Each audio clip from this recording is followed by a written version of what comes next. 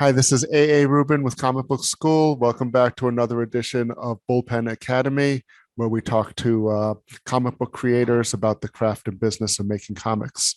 Today, I'm here with Rob Williams, the co-author of The Sword of Hyperborea from Dark Horse Comics. How are you doing today?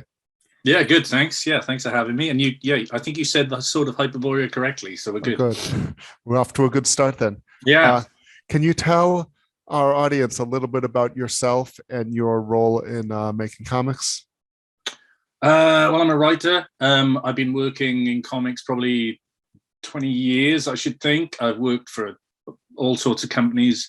Currently working for Dark Horse, you said on the Hellboy universe book, The Sword of Hyperborea, with Mike Mignola and Laurence Campbell, and Clem Robbins and Quinton Winter to talk about the entire creative team. In the past, I've worked for DC Comics, written Suicide Squad and Martian Manhunter. Marvel Comics, I've written Ghost Rider, Dark, and a bunch of other stuff. I've done a lot of work for 2000 AD over the years in the UK, writing Judge Dredd and a bunch of other characters. And I've also written an awful lot of licensed work over the years. I've written Doctor Who for Titan Comics. I've written Star Wars for Dark Horse, Indiana Jones for Dark Horse, RoboCop for Dynamite. Yeah, I mean, I've written a lot over the last 20 years. Excellent. And can you tell us a little bit about this book? Sword of Hyperborea is a Hellboy universe book. It's if people are familiar with and followed the story, there was a character in B.P.R.D called Howard, who was a B.P.R.D agent who was possessed by a Hyperborean barbarian warrior called Galdenar.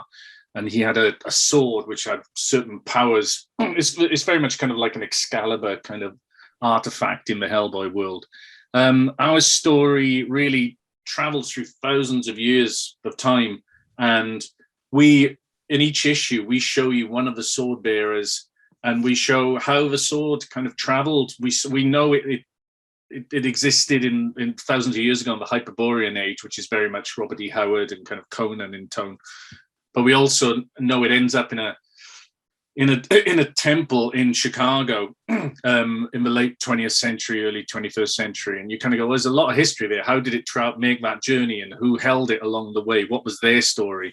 So we are kind of introducing you to a bunch of different sword bearers and interweaving a lot of the kind of historical beats that people will recognize from a Hellboy and B.P.R.D story if they're fans, and if they're not, then you just get a fun adventure story. And you don't have to know the history, but if you do, I'm sure you'll get a kick out of it. So how do you balance that when you're writing within something like the Hellboy universe? How do you balance between writing to readers who are familiar and who are fans with it, and writing to readers who may be coming to it for the first time? I think you kind of like it. Writing is structure, right? And sort of what you do, you need certain points along the road to hit. I always find, and you can vary out and you can go, but you've got to know a spine, and you've got to know certain. It's a bit like, I think the metaphor is, if you want to drive all the way across America, you get lost with all the choices you could make, and you probably wouldn't find your way. But if you kind of plot your way, going, I need to get to this town, and then I need to get to this town, and then I get to this town, eventually you'll get where you're going. So I think with the sort of Hellboy histories things, we looked at certain points we had to hit, and used them as kind of a structural kind of spine to build the entire story around. But then it's our stories from that point on. Then we sort of, just like anything else, you put meat on the bones. You tell your own tales, which are not necessarily dependent on those bits of information. But I think hopefully that way you will, like you say, you'll get both readerships hooked. The long-term fans will see stuff and it'll get them excited. But your bottom line always is, you're telling the story about characters, and you want the reader to care about the fate of those characters. And if you don't do that, then you're lost anyway. So it's a little bit daunting when you've got sort of the long history of the Hellboy universe. But I mean, we had Mike Mignola was co-plotting, and it's Mike's world. Mike knows that stuff. He advised us on certain things to do. And then Laurence Campbell, my co-creator on the book, the artist, has worked in B.P.R.D for about 5-6 years. Laurence knows a lot about that world, and he was also, very helpful in terms of, because I'm kind of new to it, even though I've been a reader, but as a creator, Laurence would point out certain things that we probably boxes we had to tick. You know what I mean? So you're always kind of trying to serve two masters, but at the end of the day, if it's not a compelling book and a compelling story that hooks people, then you're lost anyway. So that's cool.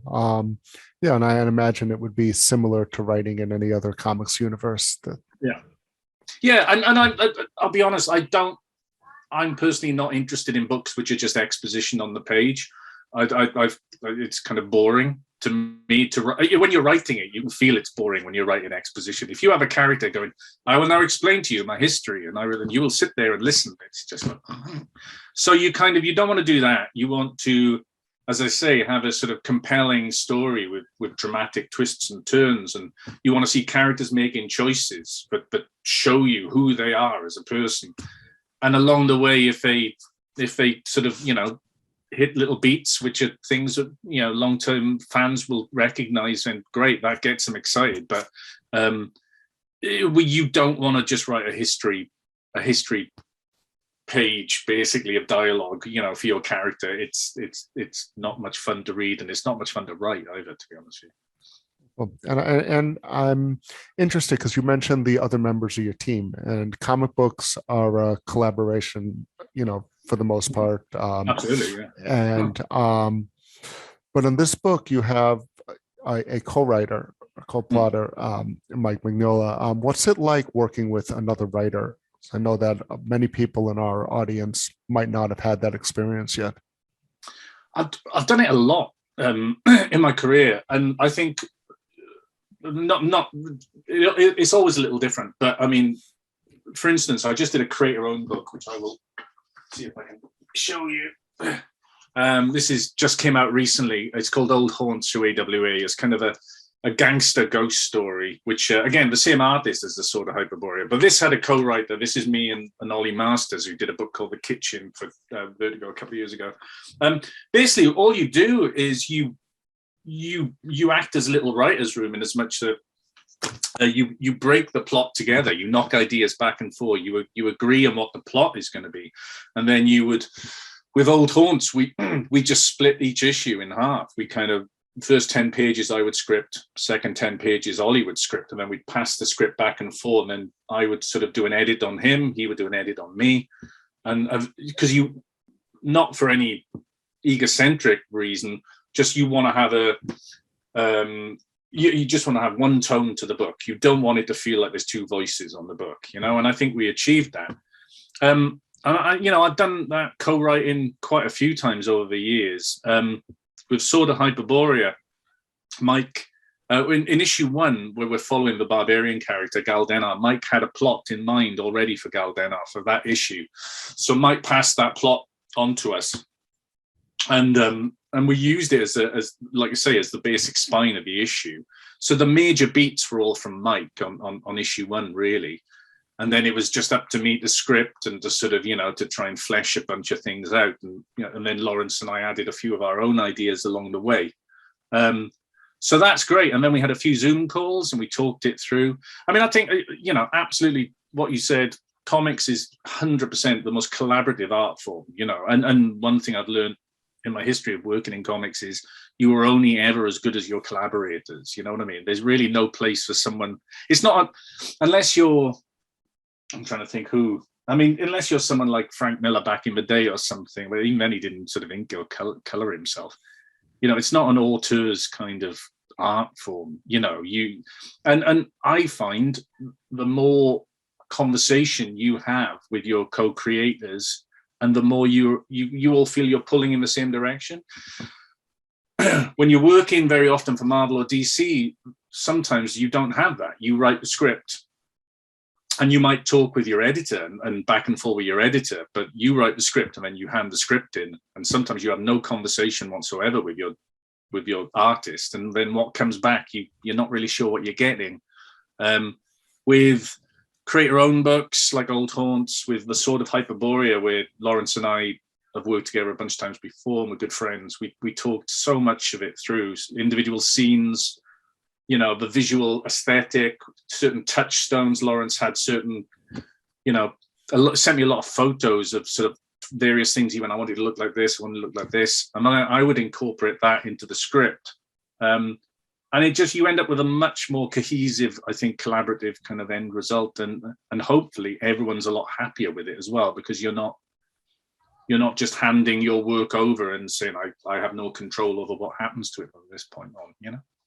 No, that's really interesting. And I think it's really important for people to understand. Do you have any other tips for how to work on those relationships, either when you're co-writing or just when you're working with a creative team on a comic book? I think it's kind of, ideally, it's tough, right? Because being frank, it's born out of trust. And if you know who you're working with and you know you're coming at it from a same kind of vague place and you talk it through, then it's all a good thing.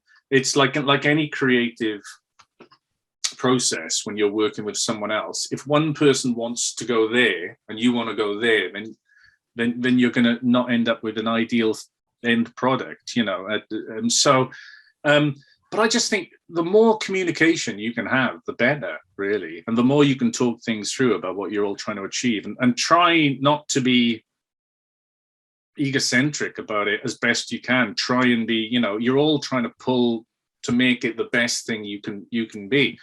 So if someone's going to come in and just from day one go, it's this and this is what we're doing and that's the end of it, that's not very conducive to sort of a creative, you know, a collaborative process.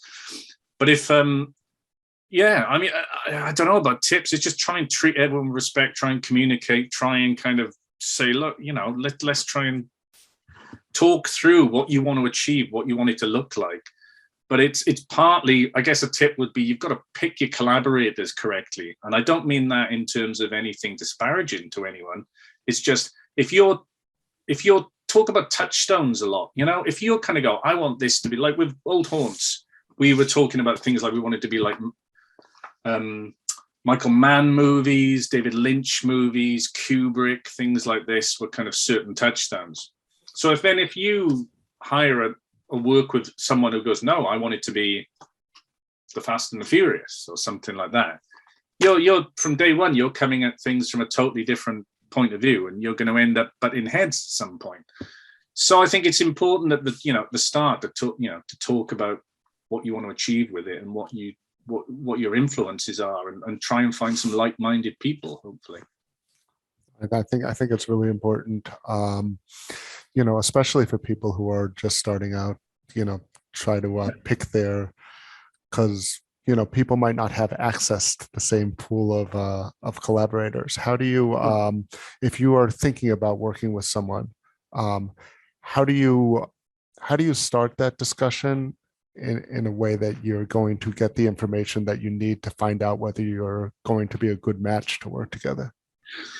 I mean, it's difficult. I mean, I guess comic conventions, and you go to comic convention, you meet creators, you chat, and the old way would be sort of like, I say the old way before the pandemic, you would chat in sort of in bars and comic creators in comic conventions and get to know one another, and you end up going for meals and chatting, and you see people's work. I think, I mean, at the end of the day, if you see the tone of someone's work and you go, I really like that ticks your boxes, then yes, it's very kind of, you know, then you can start that conversation. But I mean, I think like with anything, you've got to go in a giving kind of approach. You've got to, send an email out to, if you've never worked with someone before, a collaborator, say, hey, really excited to be working with you.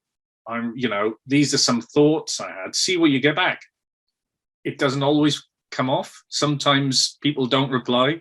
Sometimes they reply in a kind of in a way which makes you go, oh, I'm not entirely sure this is going to work out. But you just don't know. I mean, I forget who said it years ago, but it's like working on a comic book with someone you don't know before. It's a bit like an arranged marriage.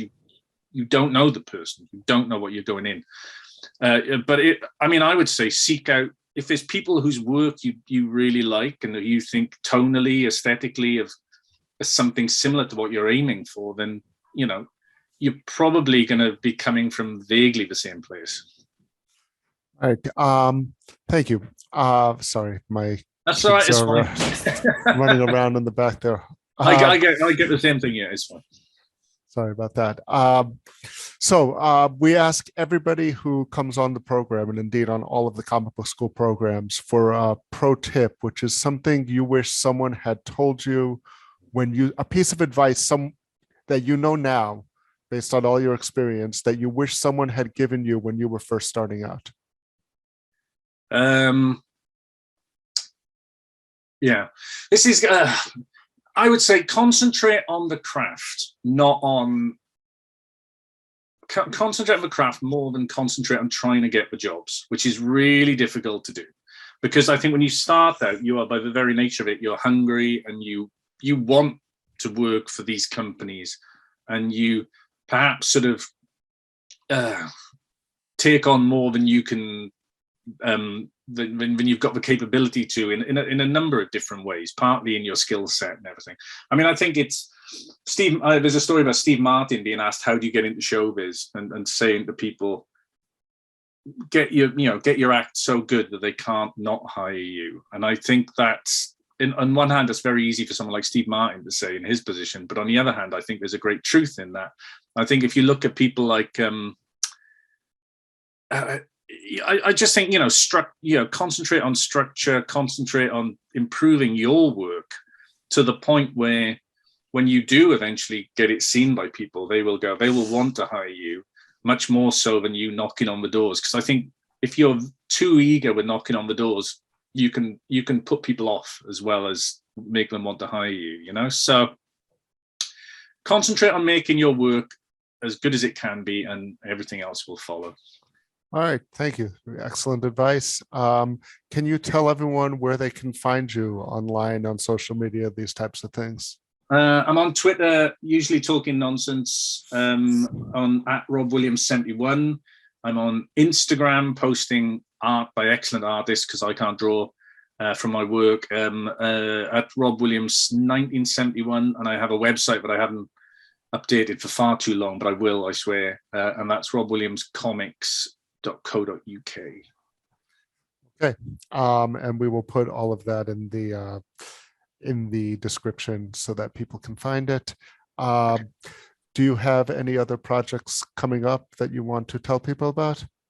I've got another creator owned at the moment, which is called Out, which is in the shops now, and that's a World War II horror book from AWA.